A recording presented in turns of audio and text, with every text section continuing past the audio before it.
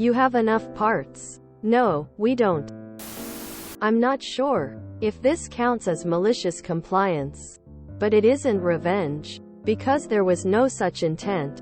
This is my husband's story. Henceforth referred to as hubby. Hubby works for a smallish company that makes medical equipment in the production department. It's important to note that there are multiple teams in the production department divided by product type produced. Each team has a supervisor and the entire production department is overseen by the production manager. One day hubby and his co-workers are building a particular product, hereafter called Product A, and realize they don't have enough clamps. Hubby goes to the head purchaser and tells him, "We're running low on clamps. Please order some." Head purchaser checks the database and goes, "According to database you have 1,000 clamps. Though, hubby, no, we don't. We looked everywhere. There are none." Head purchaser, "Then look again. You probably didn't see them." And with that he dismissed hubby from his office. Hubby and his supervisor looked everywhere, but there were none, though the other team had 200 clamps as emergency stock. It felt like either the warehouse screwed up or the numbers in the database were incorrect.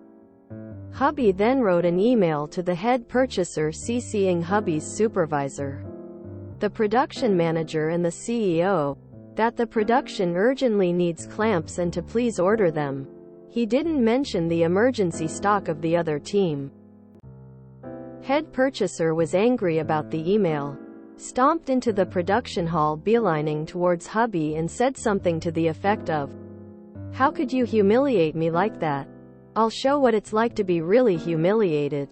Quote, he then looked for the clamps himself, found the emergency stock of the other team and told hubby, "See? There are the clamps. Just use these and resume the production." Quote, head purchaser then retreated to his office to write an email to hubby CCing the same people as hubby, included a screenshot of the database page for clamps and stated basically what he told hubby about there being clamps, but more politely. Hubby saw the email and when heading to the other team's hall to get 100 of the 200 clamps to resume the production for the time being, stopped by the CEO's office to merely explain the situation to him and point out that the numbers in the database are wrong using the very screenshot the head purchaser sent as an example. CEO tore the head purchaser a new one for not ordering the clamps immediately. The guy responsible for keeping the numbers of the database up to date happened to be on vacation at the time but got reamed by the CEO as well when he returned. Cherry on top, CEO gave hubby's supervisor permission to directly contact the supplier and establish a routine for regular deliveries. Head purchaser was hopping mad about it, but hubby just told him that they had CEO's permission to do that and he couldn't do anything about it. Edit. I need to add 3 things. 1. The medical equipment this company produces are surgical chairs and beds and such. 2. I didn't mention it, because it was irrelevant to the story in my eyes. But according to hubby the database guy is also drawing up and inputting blueprints for the products. Bombs. And with that how many of which parts are needed for what product. But he was lagging behind on that. Thus a bunch of the blueprints in the database are obsolete. This in turn made the purchaser order wrong amounts of parts for a while. Database guy has since been told to fix that mess yesterday. He is the technical engineer of the company. 3. The supplier in question only supplies small parts like bolts, nuts and the aforementioned clamps. Head purchaser is still responsible for ordering everything else. Nice. Purchaser had one job, just one. Regardless of if you have more parts or not, deal with the immediate problem. Order more, it sounds like you are going to use them anyway. Then figure out what happened to the missing ones. Is the inventory out? Are there other teams hoarding reserve stock? Were they counted incorrectly? Were they defective and not removed from inventory? Flashback. Worked at a place where we went through a consumable item for manufacturing semiconductors. We worked weekend shift. We were running low. Went to the supply room and took a while to find. They actually hid it all over this large storage area. Filled out the log for taking the inventory. Anyway, I guess this made the supply guy angry. He had his it on purpose. So he decided to not order any more because according to his records we had to have enough. So people were hoarding it somewhere. This wasn't the first time this had happened. Was first for me and the rest on the team. Anyway, come in again and we are out of it. None in stock. Told to go, find it. Well, problem is most likely weekday team hoarded and hid it and they are not there. We could not find any. Even after calling the managers from the other shifts. See, the issue supply guy wanted up the chain was the hoarding. He didn't realize he created the problem by letting us run out. Well, when lots of high-level people get calls on their weekend that we are about to stop running, things happen. I mean, we had been told it was cheaper to pay fines and keep running than to shut down if the EPA tagged us. It was in our training.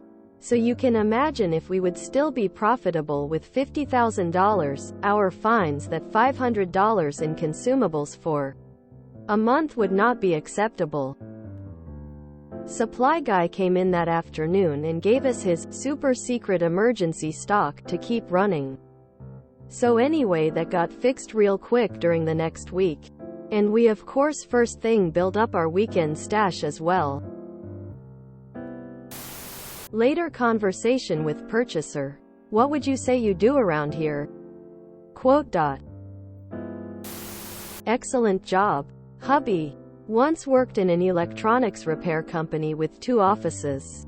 We'd write parts on tickets as we took them from stock. To the point of using them up. Tickets got sent to bigger office, where they would process them, which would include charging parts used from the using shop's inventory. Except this wingnut was charging our parts from his inventory, showing us as having more than plenty in stock. And when I tried to order parts, he didn't do it because my shop had plenty. Up yours, Mikey. You stupid fool. And the ignorant and ill-trained horse you rode in on that's still smarter than you. Next time I order parts, goddamn do it. Smart CEO clamp down on that behavior real quick. Someone's fallen behind on their spot counts. This reminds me of a saying that it's attributed to birdwatching of all things. When the bird and the book disagree, believe the bird. What this means is the bird is the clamps you don't have and the book is the inventory list that is wrong. Best way to get things done sometimes. Why was the guy on vacation in trouble? Hereafter called Product A. Doesn't call it that ever. If the head purchaser didn't want to be mad, he shouldn't have been incompetent. TL. DR. Plant down, need clamp down, and clamps now. What sort of idiot blindly trusts inventory numbers? They're eternally AO, or few, away from being way wrong. It feels ironic that he owned the head purchaser. CCing people's bosses isn't really MC. There was pettiness and bad behavior on both sides.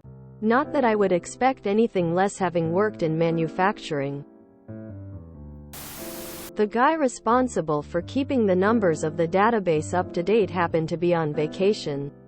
Did this happen in 1970? How is it that someone manually have to update database number? The head purchaser is a real Karen. If you enjoyed this video, please check out our playlists full of similar content. Epic Eracast is like doom scrolling for your ears. Please like, share, and subscribe.